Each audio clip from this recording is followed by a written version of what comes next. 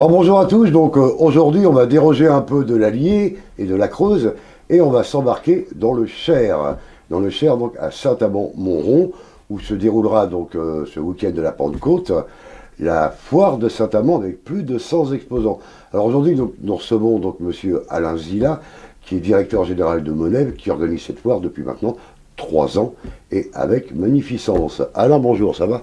Bonjour et merci pour ce terme qui est magnificence. Effectivement, la foire de Saint-Amand, nous l'organisons depuis 2015.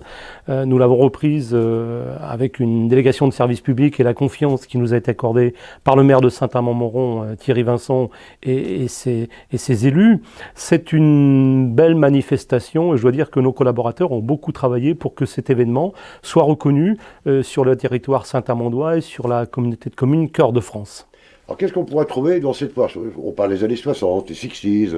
Il y a un programme musclé, j'allais dire, on a une compétence reconnue, sans vouloir faire preuve de vantardise, on a une compétence pour organiser les foires. J'en veux pour preuve celle de Montluçon qui a toutes ses lettres de noblesse dans la filière événementielle. Saint-Amand est organisé de la même façon, un format plus petit certes, puisque nous avons un peu plus de 100 exposants, plus de 3000 m² de surface commercialisée, des exposants dans tous les secteurs de la vie quotidienne. Ça va de l'habitat à l'automobile, le jardin, la gastronomie, et donc c'est un bon moment pour les Saint-Amandois et bien au-delà, à passer sur ce qu'on appelait les 3 jours. Ces 3 jours incomparables pour acheter autrement, faire jouer la concurrence, découvrir des nouveaux produits. Ces 3 jours pour passer de bons moments, en famille ou entre amis, avec nos défilés de mode, avec des spectacles tous les soirs, dîner spectacles gratuits. Je crois que ça est à Richie Hallyday en plus. Absolument, Richie Hallyday qui a eu les honneurs d'un de vos confrères, le reportage sur TF1, puisqu'il est passé près d'une demi-heure,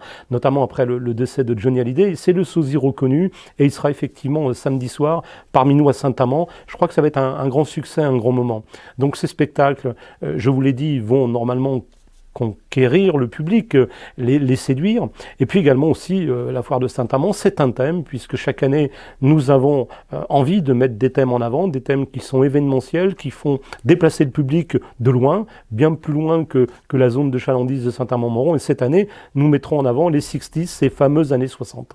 Alors, outre les bonnes tendances du moment qu'on pourra retrouver durant ces 3 jours, et il y aura aussi la partie gastronomique, donc avec le traiteur du Mont, avec notre ami traiteur du Brésil. Là. Absolument.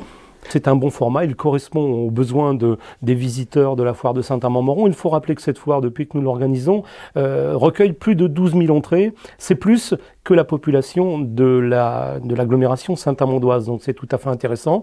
La foire est bien dimensionnée et nous avons préféré, plutôt que d'augmenter l'espace restauration, de diversifier les activités. Et cette année, je crois que les exposants qui vont être présents sont triés non seulement au niveau de la diversité, mais également suivant leur zone géographique. On a fait le choix, bien sûr, de faire venir des entreprises saint-amandoises, mais également d'apporter pour les visiteurs une offre différente, inhabituelle, avec des exposants pour 50% qui viennent de départements hors Cher.